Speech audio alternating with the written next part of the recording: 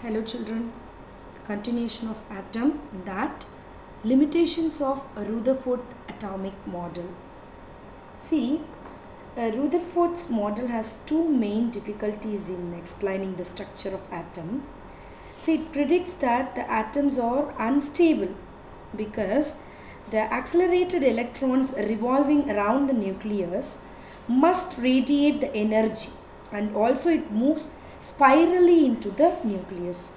So this contradict of the stability of matter is failure in this Rutherford atomic model, and also it cannot explain the characteristic of line spectra of atom for the different elements. That is, according to the classical electromagnetic theory, the frequency of the electromagnetic waves emitted by the revolving electrons is equal to the frequency of revolution.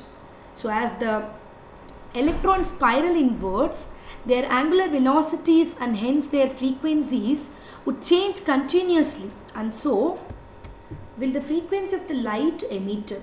So thus they would emit a continuous spectrum in contradiction to the line spectrum actually it observed. And you can see the Bohr atom model. The Bohr's model of an atom, Niels Bohr made certain modifications in this model by adding some ideas of newly developing quantum hypothesis. So that postulates of the Bohr model, we can say. This model is also, we can call it as a planetary model of the atom. We can see some based on the theories, like first point they have given about the nuclear concept. The nuclear concept, which is nothing but an atom, consists of a small and massive central core that called nucleus, around which planetary electrons revolve. That is, every atom consists of what we said, central core called nucleus. So which entire positive charge and almost entire mass of the atom are concentrated. Right. So the quantum condition, now the quantum condition which is of all possible circular orbits which is allowed by the classical theory. The electrons are permitted to circulate only in those orbits which is in the angular momentum of an electron is an, we can say the integral multiple of h by 2 pi.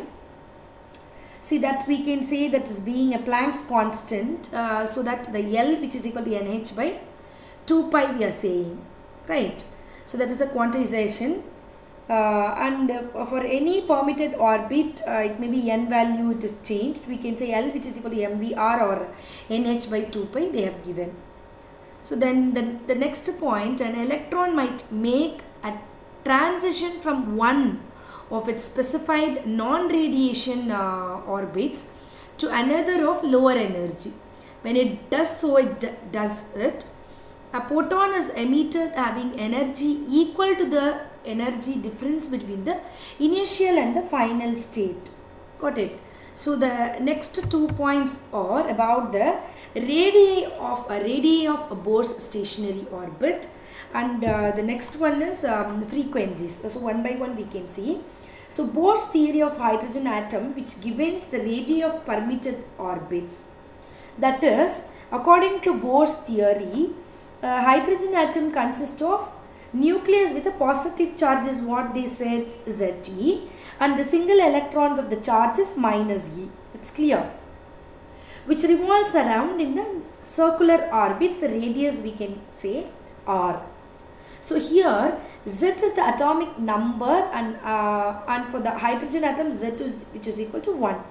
So the electrostatic force of attraction between the nucleus and the electron, we can say, before R value you just see F, that is force, which is equal to kZe into E by R square. That means kZe square by R square.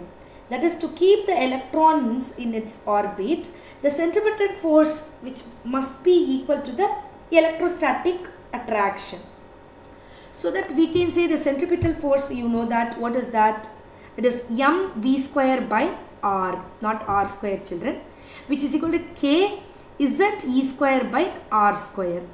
So R which is equal to, if you both you have just compared, you will get R value. So R which is equal to K E square by mv square. So m, which is nothing but we know that the mass of the electron, and v is the speed of the orbit, right, of the radius. So Bohr's quantization condition for the angular momentum is what? We before slide we have seen that L which is equal to mvr, that is equal to nh by 2 pi, or we can say R which is equal to nh by 2 pi mv. From this two equation, that is R value which we can compare, that is k z e square by mv square, which is equal to nh by 2 pi m. So we can get it from this, the speed of the with the orbit, that is v which is equal to what? 2 pi k z e square by nh. From this equation we can upload this, this value to that equation of R which is equal to nh by 2 pi mv, means we'll get R value. That is only the first equation which we have given, R which is equal to n square h square by 4 pi square m k e k z e square. Are you understand that how we got Bohr's radius, right? So this we can get it by using that Bohr's postulate. We got the radii that permits the orbits. For that equation we got it, right? And the frequency of electron in Bohr's stationary orbit. So it is the number of revolutions completed per second by the electron. So V which is equal to k z e square by nhr. It is for the first orbit of the hydrogen atom, the value they have given. So what it will be then for the total energy of the electron in Bohr's stationary orbit? E which is equal to minus 2 pi square m k square z square e power 4 by n square h square. This will give the total energy of an electron in the nth orbit. Okay. So that you people knows very well, hydrogen Z which is equal to 1. So we can take it out, the Z will get then En which is equal to minus 2 pi square m k square e power 4 by h square into 1 by n square. We can change it and we can upload, substitute all the values of 2 pi value 3.14 whole square. So m value, the mass of the electron, that is 9.11 into 10 power minus 3, 131, and you can get the values, all the values like that way you uploaded. You will get finally the value of E for the hydrogen which is equal to minus 13.6 by n square electron volt EV, right? So for ground state E which is equal to minus 13.6. Therefore, the minimum energy required to remove the electron from ground state of hydrogen atom is, we need 13.6 electron volt, right?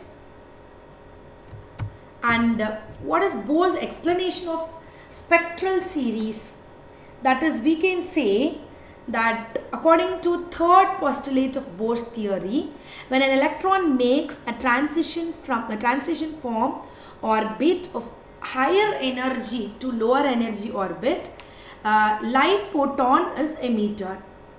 And also he given that when an electron jumps from first orbit, that is n which is equal to 1, means from another next to 2 or 3, that is a Lymer series is obtained which lies in ultraviolet range, that is n which is equal to 2 or 3, right? So we can get this formula which is V which is equal to R into, we know that we have already derived this 1 by 1 square minus 1 by k square. Okay. So similarly we can get when an electron jumps from to second orbit from any other orbit, third, fourth, we'll get Palmer series. Like that all the series we will get, that is the visible range. So 1 by 1 we have already explained about this. We are applying the value that if suppose the electron which is jumps from one orbit to another orbit, the series is obtained. So at the same way, see the diagram, and also the point which is given from third to that from any other orbit, we'll get a Pascal series, And like P-Fun series also in the same way they have given. So one by one, by that way only Bohr's spectral that energy diagram which we have observed, right?